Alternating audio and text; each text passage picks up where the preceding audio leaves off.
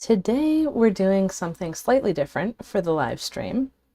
I've got a big grid that I'm going to fold what I was going to fold today anyways, a pattern called Cosmic Vision.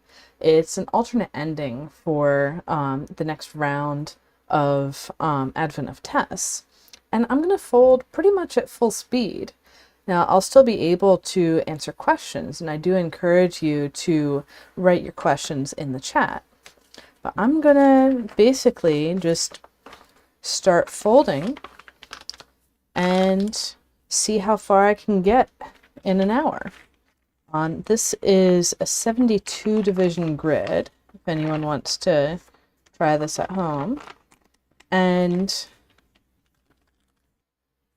I definitely won't be able to complete the pattern in an hour, but I'll show you what it looks like for me to fold at full speed.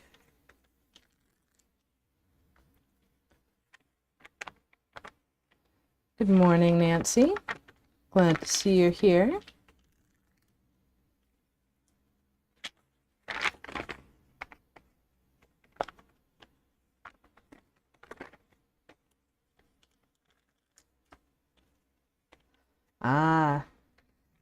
I didn't show anything before I started folding. I was mostly introducing the style of this video, which is more of a actually streaming what I'm doing as I'm doing it instead of teaching something.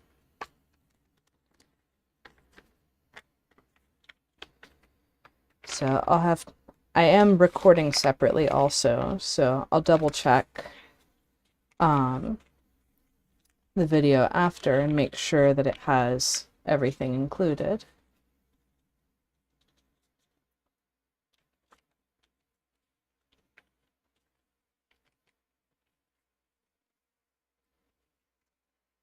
Hello, Spot.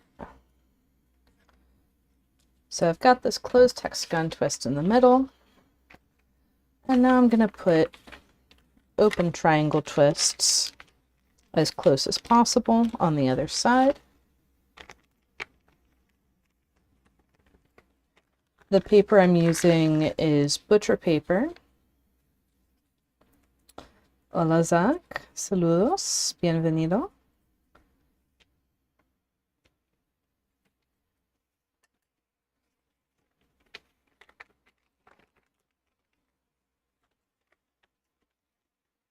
Oh, I should mention, I can also answer questions in Spanish. También puedo responder en español, si prefieren. Hi, Catherine. Glad you could join us.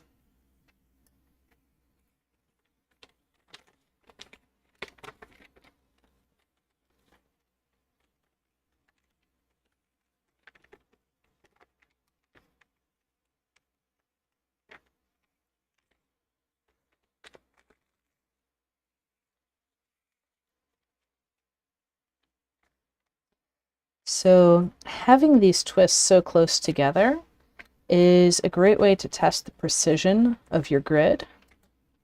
Because if you're able to have those the grid spacings exactly overlapping each other, then your grid is pretty precise.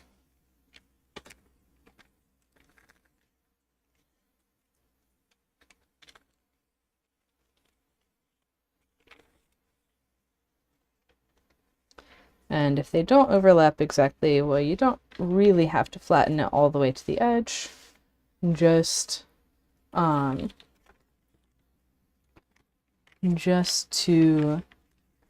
enough to squash the twist. So Grace is asking where I get white butcher paper. I do, like Nancy, get mine from Amazon. I also have it for sale on my website, but since I'm reselling it from the ones from Amazon, it is more expensive on my website. So you can get 100-foot roll of butcher paper, like 18 inches wide, for $15 on Amazon.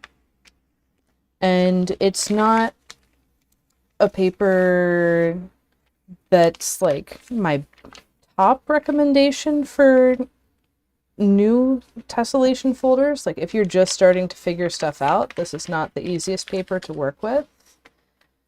But it does make some really good results, and I've been using some for the last 2-ish years, and I haven't noticed any aging, any yellowing from that.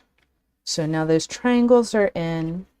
I'm going over to this side and putting in different hexagons, open hexagons.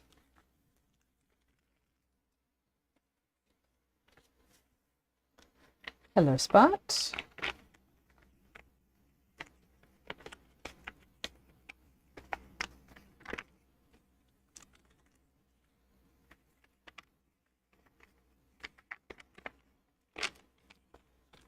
But yeah, a roll of butcher paper and some hexagon, like acrylic hexagon templates, gets you a lot of hexagons really quickly. What I tend to do is unroll the paper and then put my hexagon template in there and fold it over a couple times so that I have a bunch of layers to cut through at once. With Skytone, I can reliably cut through 5 or 6 layers at a time. With butcher paper, that's closer to 10 layers that I can cut through with the rotary cutter at once.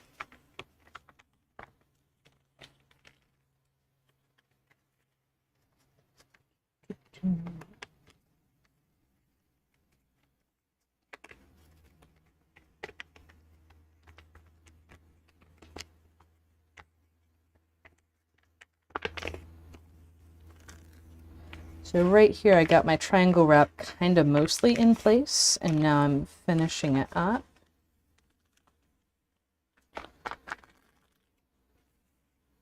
And finishing the rest of everything.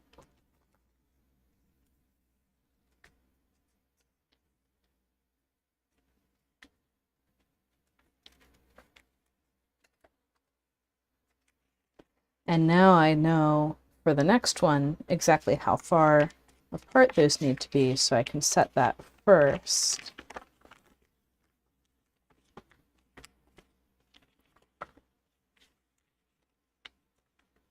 And then find my other pleats.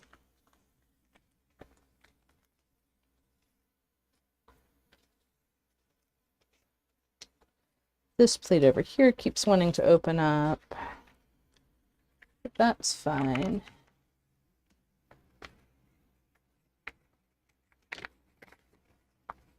Okay.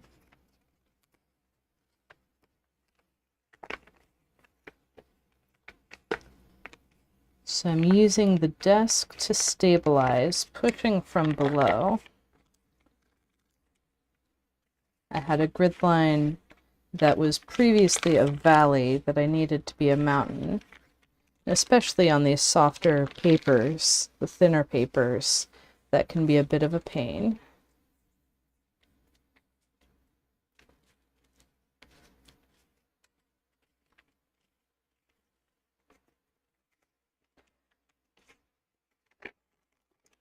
So you can start to see that this amount of folding, if I was doing a tutorial, would have taken at least 15 minutes. And we're here at 9 after.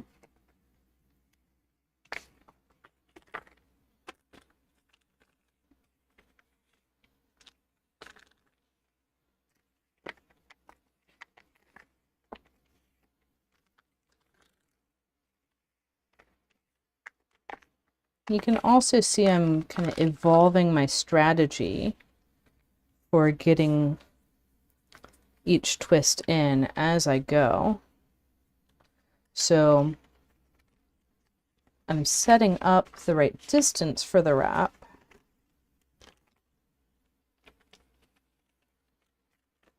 And then finding my other pleats.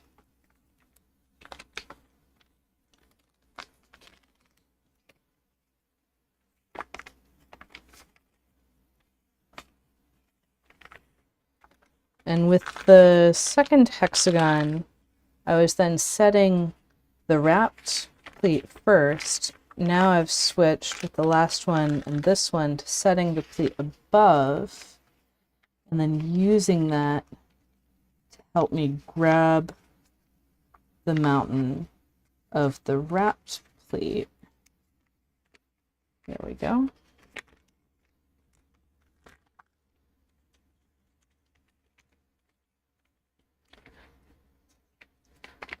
All while making sure the rest of the hexagon is happy.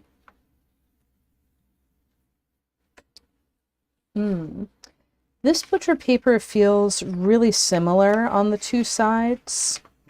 And there's a question about does it have slickness on one side? It's, yeah, incredibly easy to mistake one side for the other. Like if you're doing rotated grids, the one time that I've accidentally folded a rotated grid from the wrong side is on butcher paper. But for this grid that's aligned with the edge, that doesn't matter.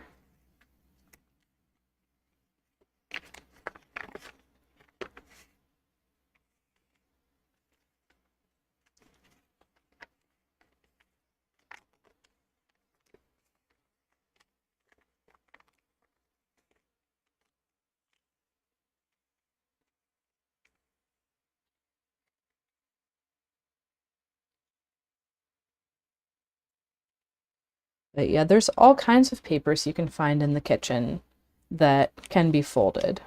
Wax paper, baking paper, all kinds of things. So now I've got this ring of hexagons, and those triangle wraps are going to become rhombus twists on the other side. And then there's going to be a bunch of triangles that make things work out. I'm just going ahead and putting in this first rhombus, which is in the middle of the 3 pleats in this direction.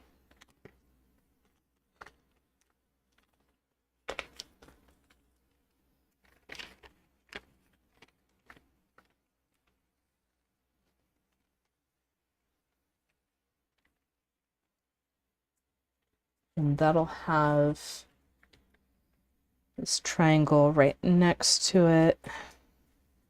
So I went ahead and put in the triangle also to deal with that pleat overlap that was going to be really close. And then on this side, that's also going to be a triangle twist. And I'm going to need another pair of triangles on that overlap.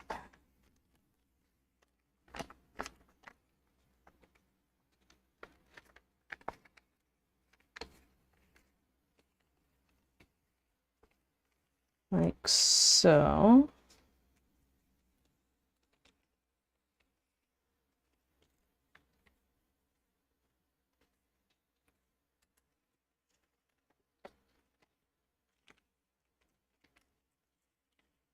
To get things smoothed out.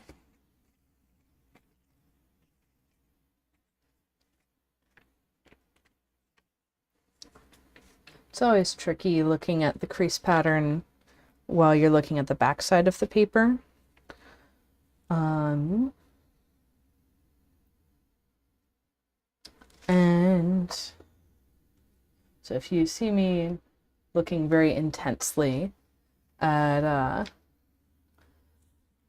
stuff, like I'm looking at my other screen where I have the crease pattern. So, Zach, for your question of how can you get the 75 sheets of Skytone without the hexagon templates, let me know, like send me an email or submit the comment form on my website and I can make a custom pack for you. There's also the 50 sheet pack of just Skytone, so if you wanted two 50 sheet packs, that's a very easy thing to do on my website, and those are going to have one shipping charge and ship together. So next up in here, okay, so I am going to need, looking at the tiling, I am going to need the rhombus on the front. Go ahead and share my screen for a moment. So this is what I'm looking at to figure things out, the tiling and the crease pattern. And back to the folding view. So I'm going to have two triangles on either side of this rhombus, and that's going to lead into the rhombus on the other side, which is going to be in here, and it's going to have the fat corner coming from that triangle, and fun with layers. Okay. So that's gonna do that. Going to get that going out that way.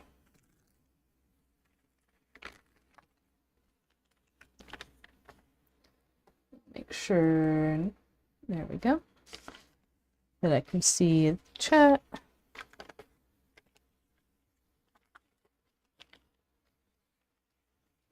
So this rhombus is going to nestle right up to the hexagon.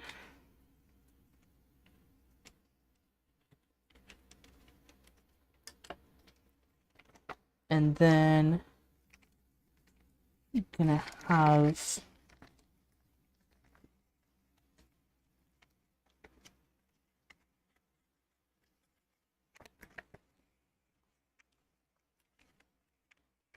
those two triangles and then the next rhombus.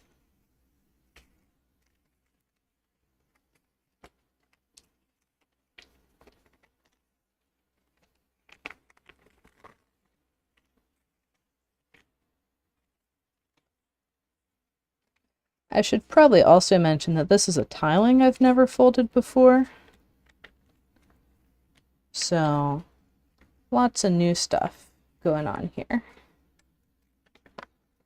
Flipping over, I've got a triangle to squash over here.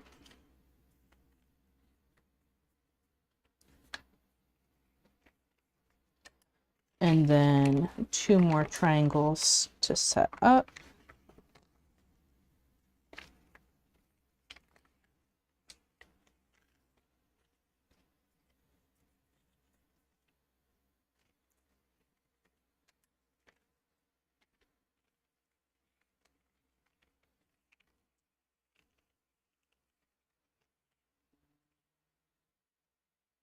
You'll notice I don't really care that these pleats aren't laying flat, because I'm just gonna open them up in the next step anyways. So one of the challenges with a larger grid is how do you actually reach in and grab things? So it's a bit more pulling from a distance.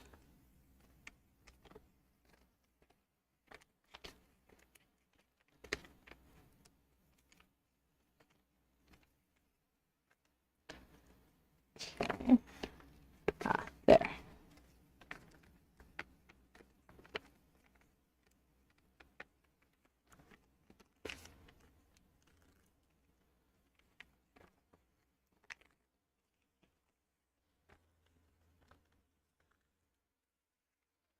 I've got a repeat of that rhombus from earlier.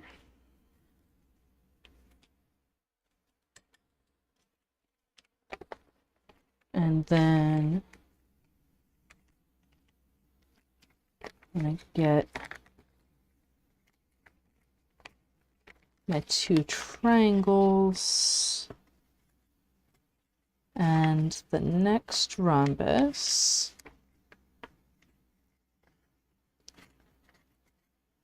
Come on, little buddy.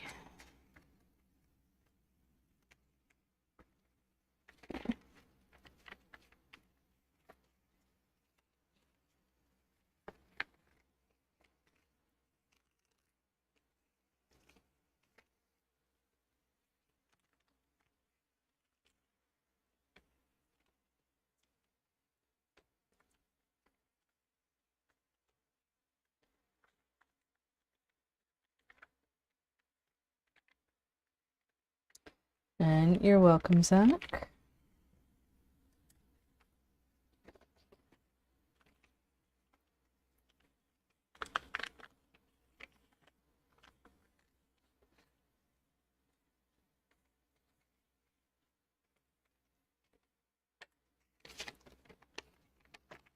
And then my two triangles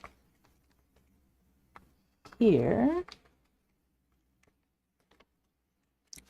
which are a little bit happier to go into place. So I'm not setting up any new pleats anywhere, I'm just rearranging the ones that I have.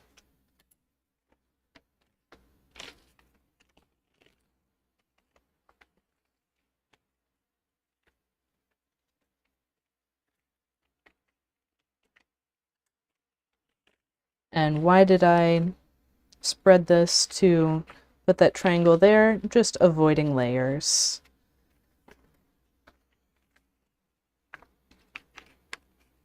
And then make sure that one stays closed while I'm setting up the rhombus, because I'm wrapping through it.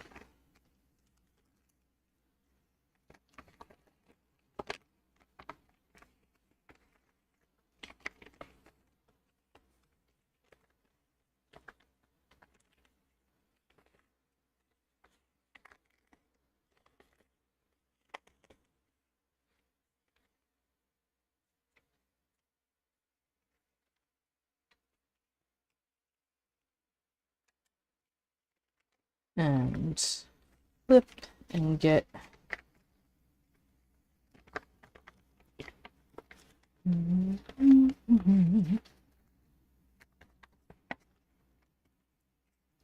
really paying attention to which points are elevated and which points are lower, and to some degree in what order, to make sure that they all match up with my expectations. Really paying attention to how the layers are working with each other, making sure that the mountain fold that's tucked inside in here is happy to be there.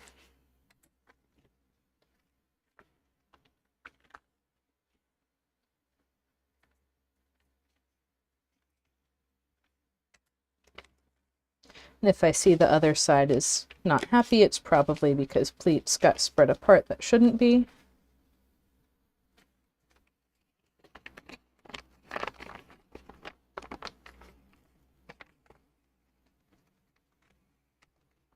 And then, like I said earlier, this one is really rearranging existing pleats to enable those two triangles, which I probably could do on the previous step, but there's enough going on there already.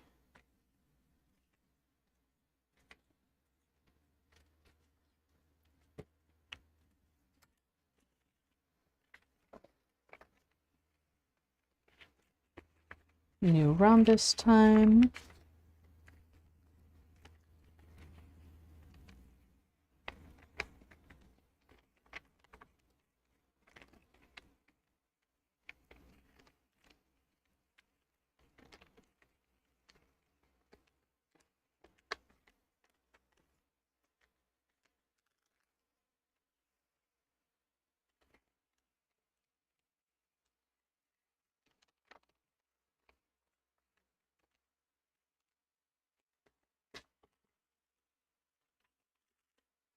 See, there's a question about white butcher paper from Cricut. I haven't used it myself.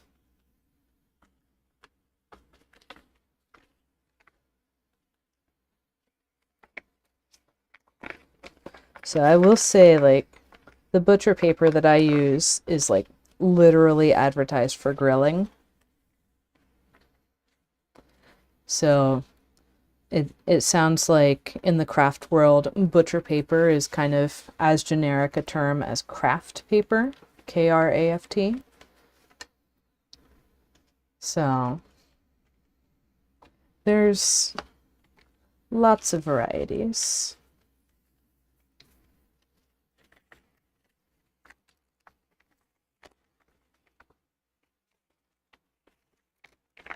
Okay.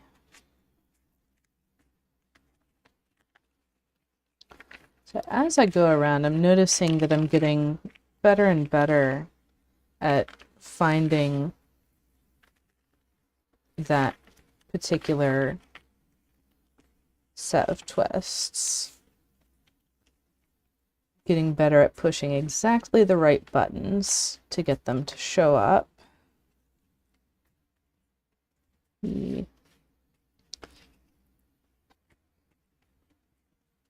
That triangle didn't want to be smooth, but I lifted up a bit under here and smoothed right out.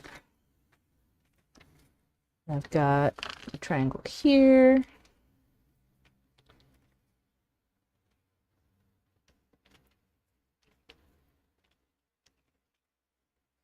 Oh, no worries about timing.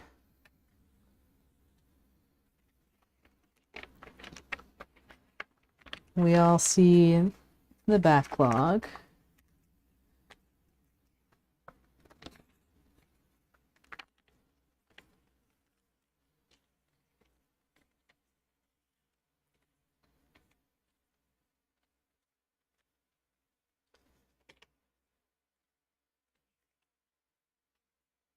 So if you're going for like a smaller tessellation, this would actually be a really nice place to stop at this tiling break, which would be,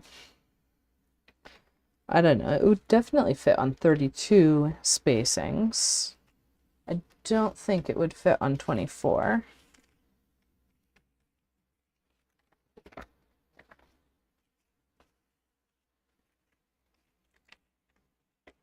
So I'm grabbing the pleats that I know I want to keep closed, setting up the triangle wrap that goes under the skinny corner of my rhombus, opening up that pleat I want open to finish setting up the rhombus. Sounds good, Nancy.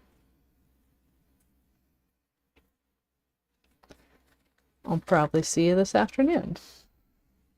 So I've got a Tessellations by Tiles and Tessellation Starter Sequence joint office hour at noon.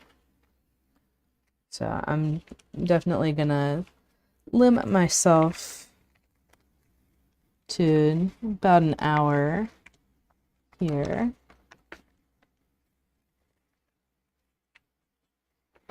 And like I mentioned earlier, I will not be done with this in an hour.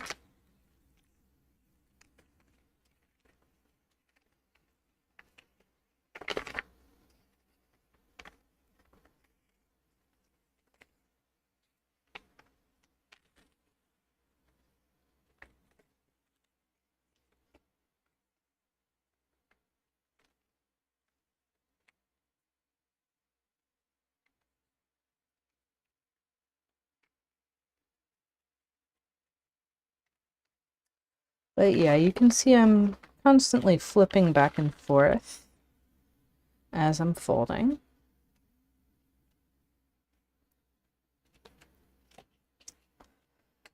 But this thing, yeah, That actually is an interesting underexplored use of tessellations. Is like exporting the image to use in other applications, and also like as an addition to some other gift. Let's see, so I want that triangle.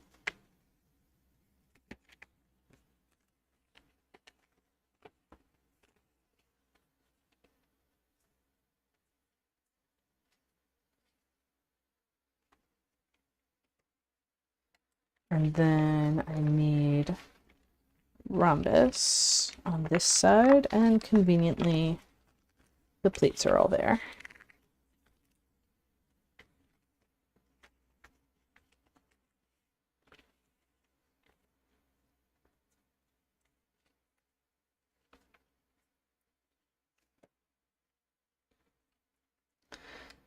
Okay.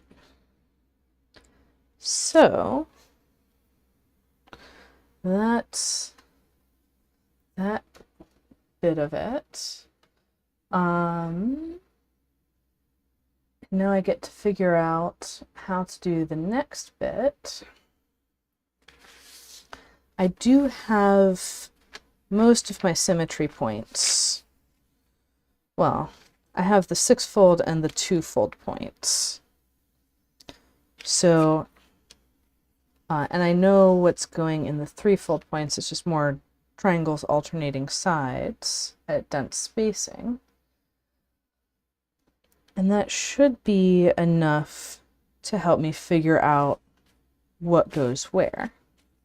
So this rhombus is the 2-fold position, and that means that that end had a closed triangle in tight spacing. This one will also. And I'm actually gonna have, let's see, like 1, 2, 3, 4 closed triangles in a row. Oh, this is gonna be quick. So I'm going to have that triangle, and they're all in dense spacing. That triangle.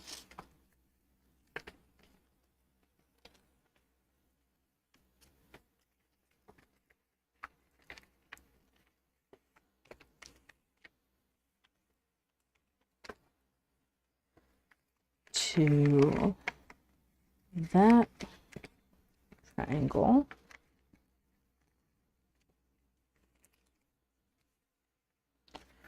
To that triangle. Okay. Love it when I've got a sequence like this.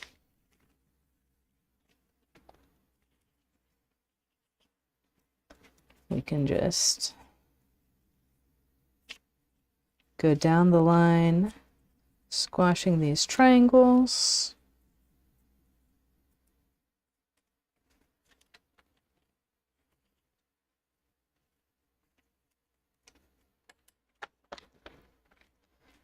And these 3 are all triangles also.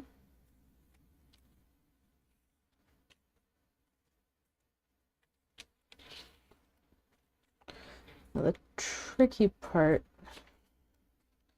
is what we do at the corner, but I'm going to leave that for the pleats to figure themselves out. Go ahead and do the same thing on the next set. I can go ahead and do it from the other direction, since I know exactly how it's going to work out.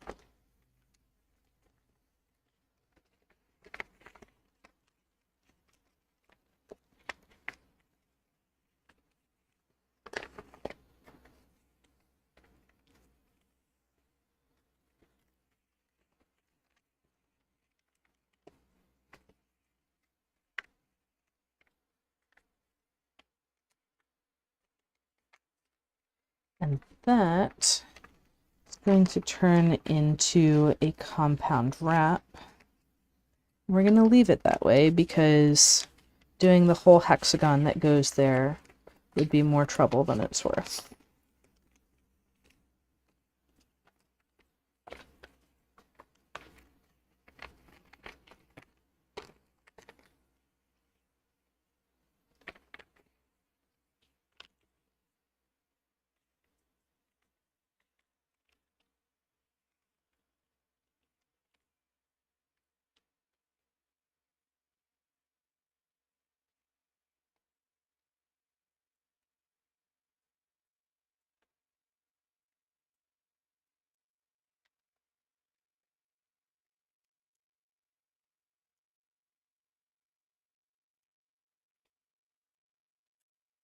Okay.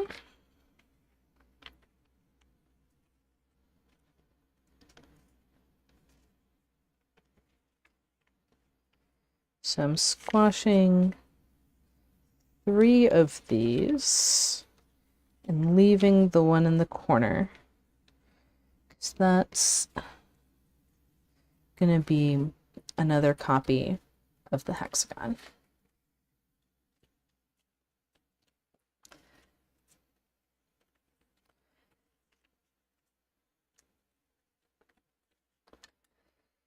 Yeah, that sequence of triangles that Zach is mentioning is really satisfying. And it's kind of rare to have it pop up in a bigger tessellation. But then again, like, I did design this one. I get some credit for having that happen.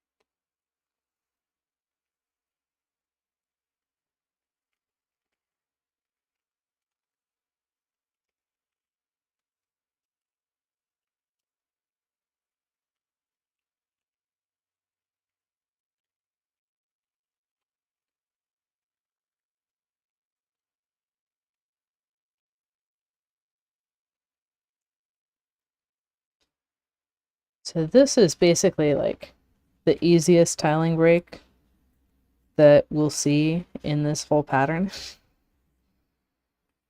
It's coming kind of in the middle. Convenient.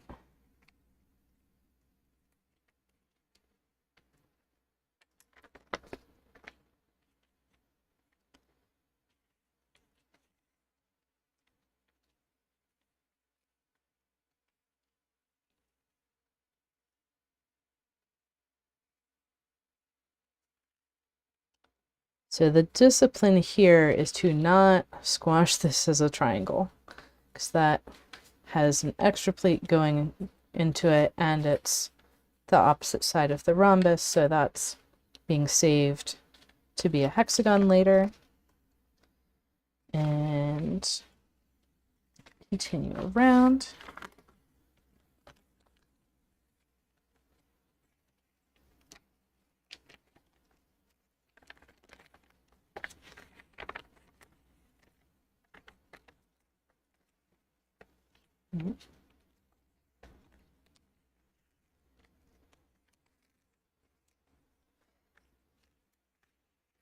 And one of the fun things, actually, if you're doing the pattern that's only the triangles alternating sides, is that eventually the pleats going out to the edge really start just kind of falling in place.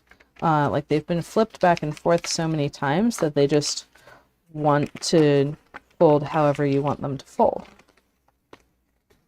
which is highly convenient.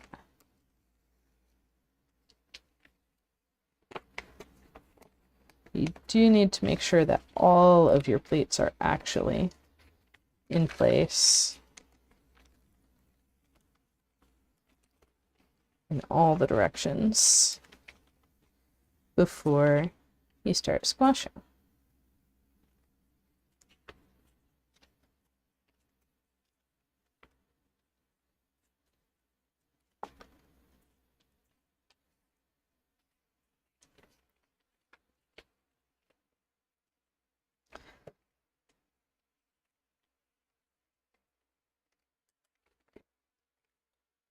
One of the things you might notice is that I'm not running my bone folder on the pleats out to the edge. And that's partly to preserve the grid, because like if you have pleats folded over each other and then you really squash that, you'll often introduce a little bit of off-grid fold as you're going. So I'm on this side now, getting around towards the last of these sides.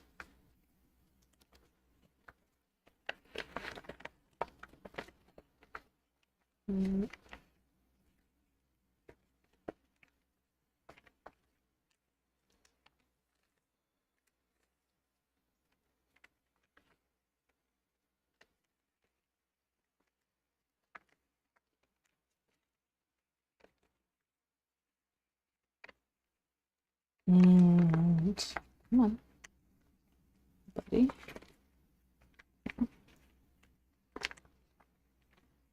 And so you can see I'm doing this sequence and I'm trying not to have things come undone as I go, but I'm also not stressing about it, because they will. And I'm going back, making sure that everything is in place.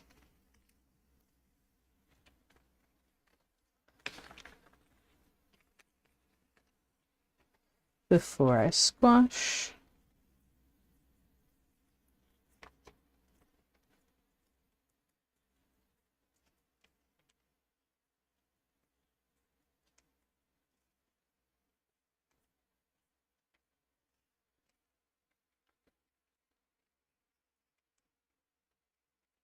I'm kind of squashing the whole row gently and then going back with the bone folder.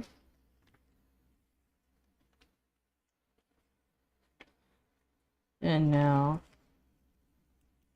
again, just the top three.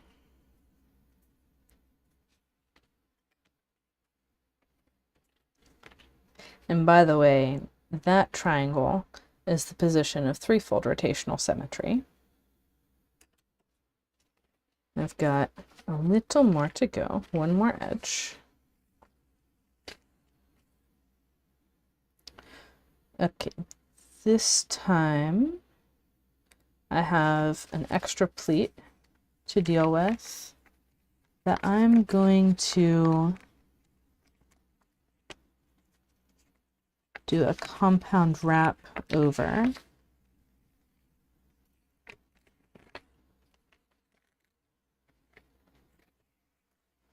So the twist is actually this one, not that one.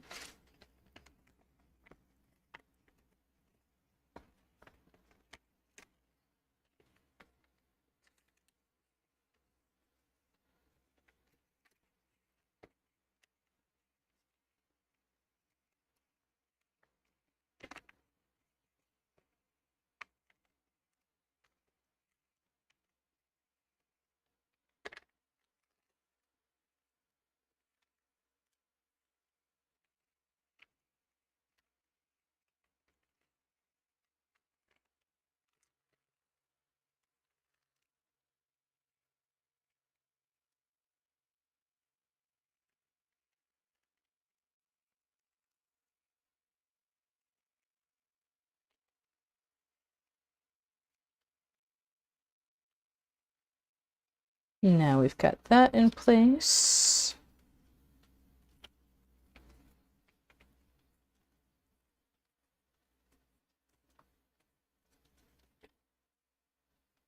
We're still doing 4 triangles on the back, 3 on the front. And I've just got to be careful with these 3 on the front that I'm picking these 3 and ignoring that pleat.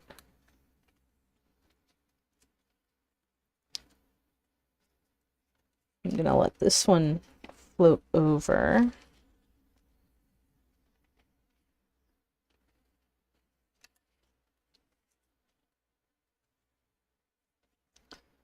Mostly so it matches how I've been doing all the rest of them. Okay. Now it's time for a new row, new tiling break. Yeah, gridding is a great thing to do during these. In fact, I was doing some gridding while I waited for the time to start the stream. So this open hexagon, let's see what would happen if I went ahead and folded it. Ooh, nasty overlap there. Let's hold off on that. The next thing going on here is gonna be a rhombus. Yes, that is correct. Gonna be a rhombus. Next thing off that is a closed triangle on the other side. Okay. Let's see what we can do with this. So that is going to be my closed triangle.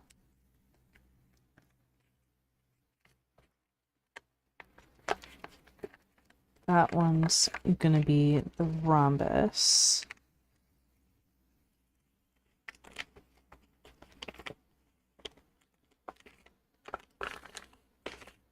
There's a triangle in between on the other side. This rhombus, I'm going to let just lay there so I can get it when I finally come back and do that hexagon.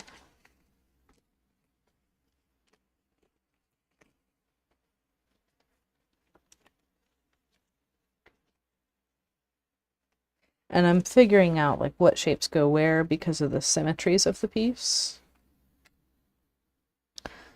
Okay, and then let's see.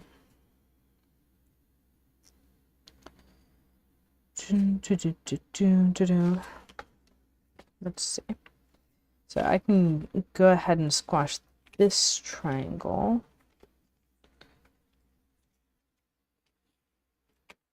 I'm gonna need another triangle there because we get 6 of these triangles around the central one.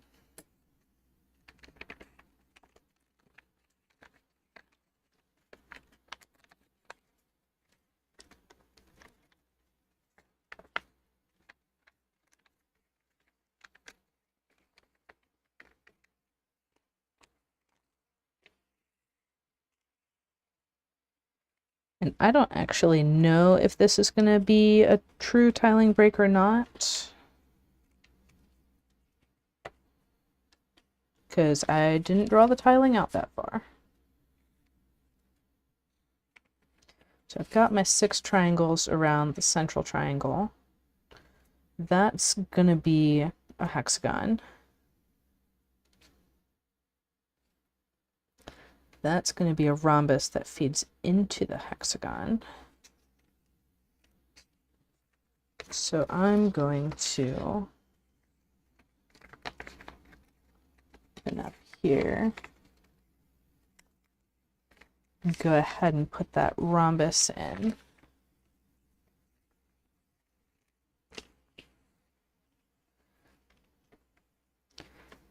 And I can see that this rhombus is acting the same way as that rhombus around that triangle hole. So I'm confident in that.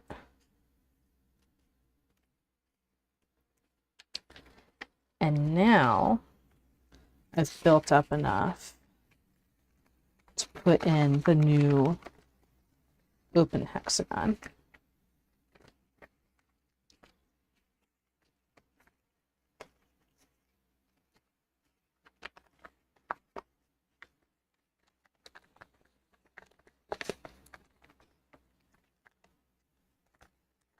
And this is going to be compound wrap through here.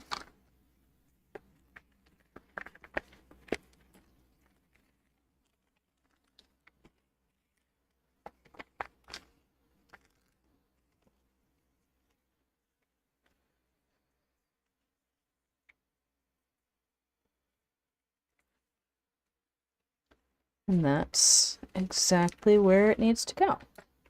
Right on the other side of that rhombus. Great. So now I can do this rhombus. And since I know already that the next one needs to be a triangle, I can go ahead and get the layers out from under there and set them both up.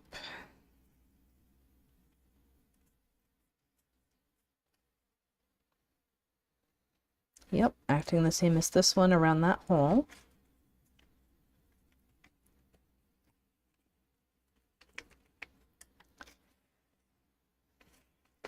And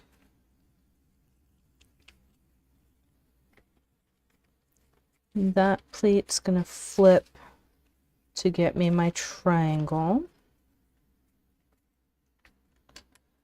And this is gonna open up so I can access the layer underneath, but then it's gonna immediately close because it's not time to fold on it yet.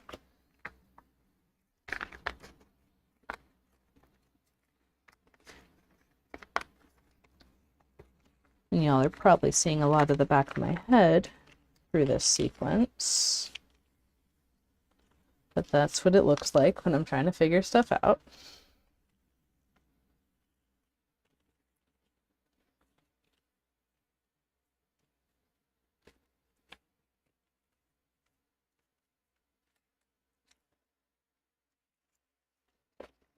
And flipping over, I can now put in that new rhombus with the triangle wrap into this already much wrapped region.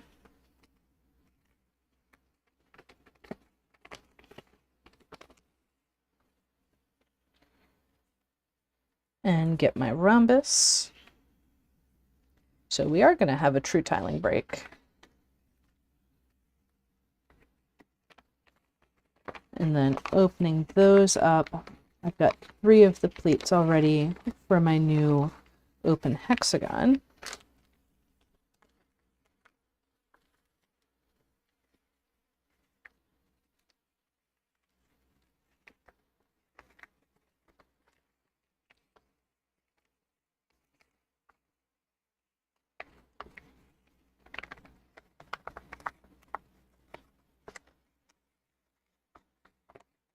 I need these pleats in this area to be folded nicely so I can fold through them.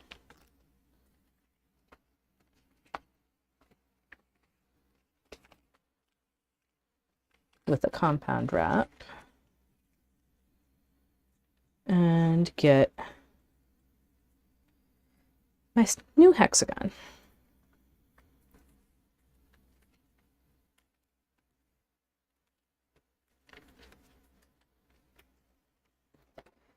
And flipping, can get my rhombus, and I can also set up my next triangle at the same time. And heck, let's go for it. I can also set up the next rhombus, and that helps me to not be folding on top of a bunch of layers.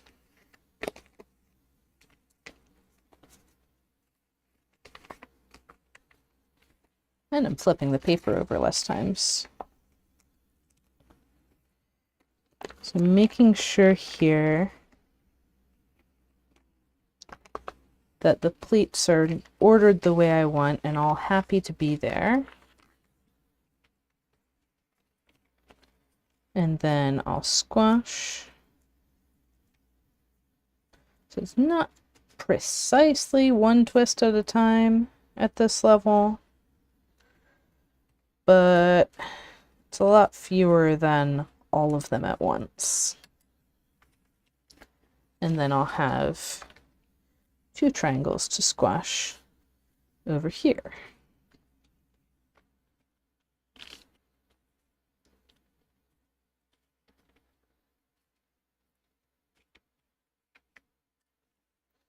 And I can go straight into the new hexagon.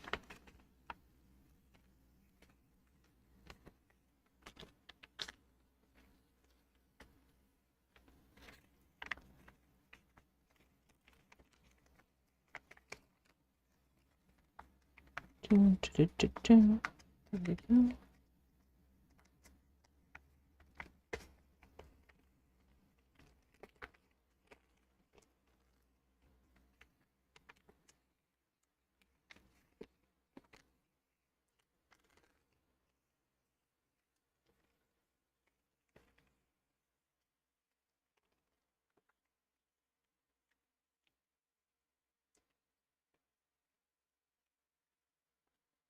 And I'll go to the end of this tiling break. I know we're getting right up on an hour.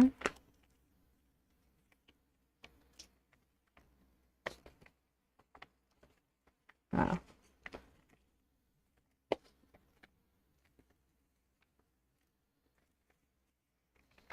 So here I've got my new rhombus, new triangle,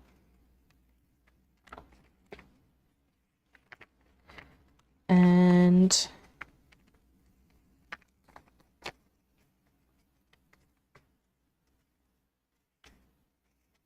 second, okay, come on, buddy.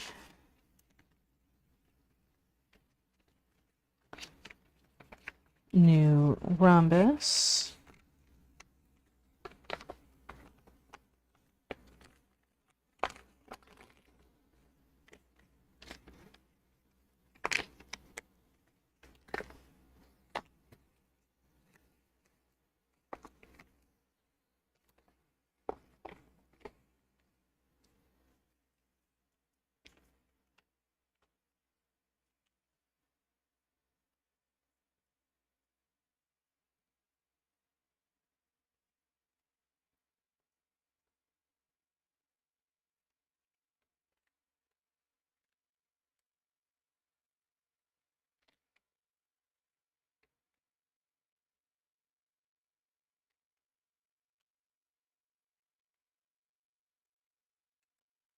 And then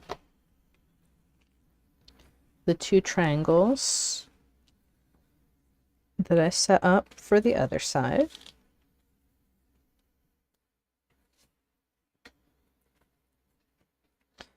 Now it's time to keep on keeping on with a new hexagon.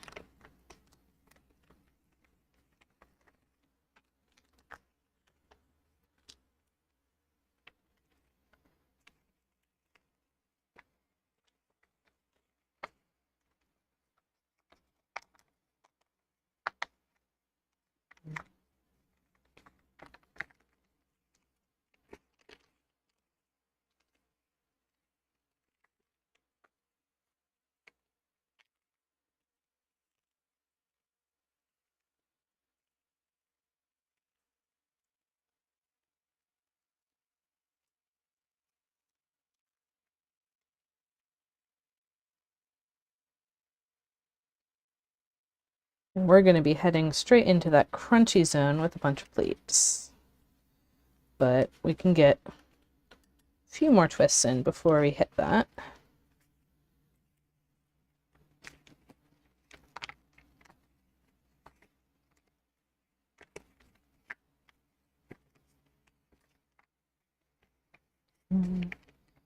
Okay.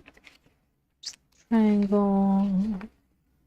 It does help to emphasize the pleats you're going to keep.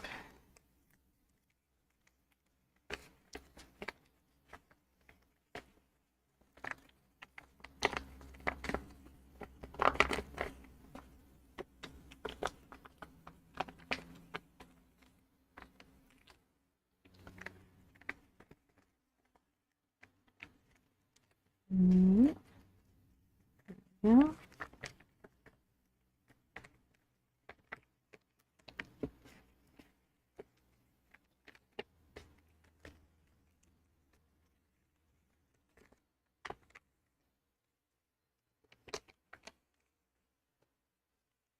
And there we have the next set of twists and wraps. Notice I'm being very careful to keep the pleats stable as I squash.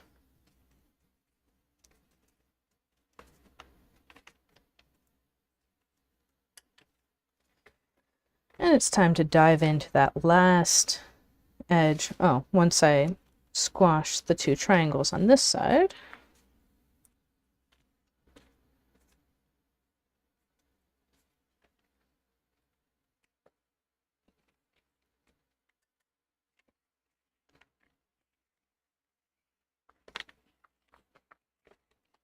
so one of the kind of ironic things about this pattern is I've been folding for about an hour now, and I have not hit a repeat of the center.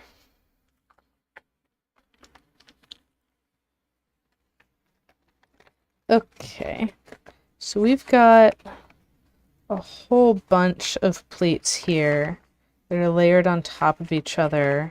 Actually, even more than that. There we go. And another one. Oh boy. Now I've got to decide how I want to deal with this crunchy mess.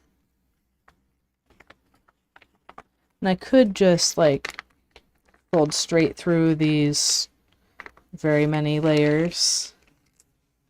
I think that's the easiest way to do it. But there are alternatives, and if I was using a thicker paper, I probably would manage that a little differently. So that's the kind of fold that creates some smearing of grid lines and difficulty of using that paper later. But I'm going to open it up immediately, and I don't need to press hard on top of it, so that's okay. So what's causing a lot of the trouble here is this setup for a rhombus. It's pulling a lot of layers with it.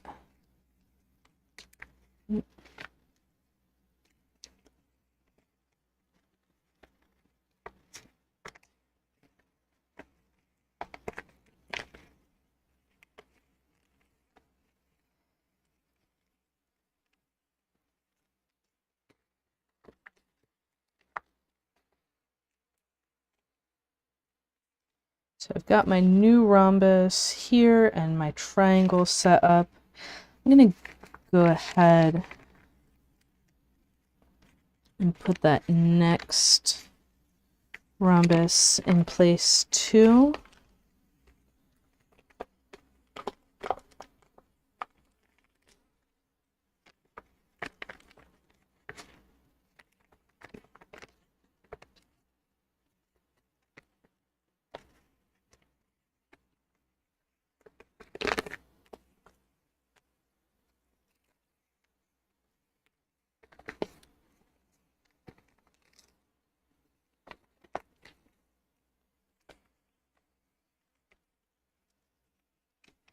And then I'm going to let this lay down this way. So that's standing, but I'm not going to squash it.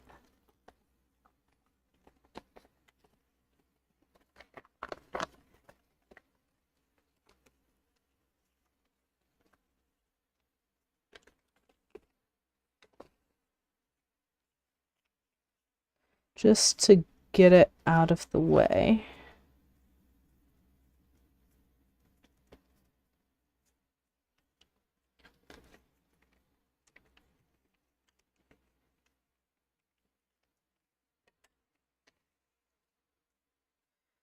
And then, let's see.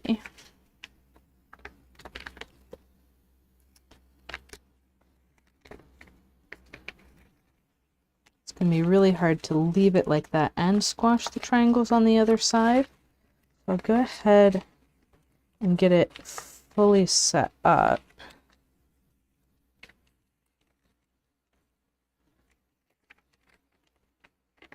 Dealing with all of these layers interlocking with each other, but not squash. And then flip over here and finish setting up the hexagon.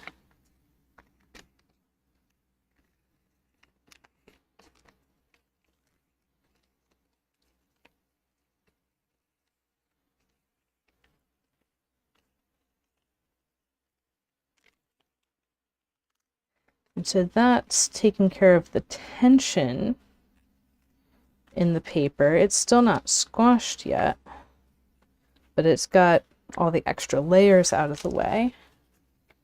And I can kind of gently start squashing this hexagon, kind of pull the corner so I get the corner floating in the air to be set up fairly precisely. And as always, make sure that other pleats are behaving themselves. I'm free to squash my triangles. Can't forget those. Yeah, yeah, I really needed the large grid to get one ring of repeats around the center. And now I can come back and finish squashing this rhombus. All right. And I'll come back over here and use the bone folder on the hexagon, which I hadn't done yet. Okay. So we're starting to see a repeat here. But we haven't gotten to a repeat of the center. In the next ring around, we will get a repeat of the center. But that is going to need to wait for another time because we are over an hour and I need to get ready for other events going on today. So thanks for coming out and joining me. And I hope you enjoyed seeing this tessellation start to take shape. Happy folding, everyone. See you in the next video.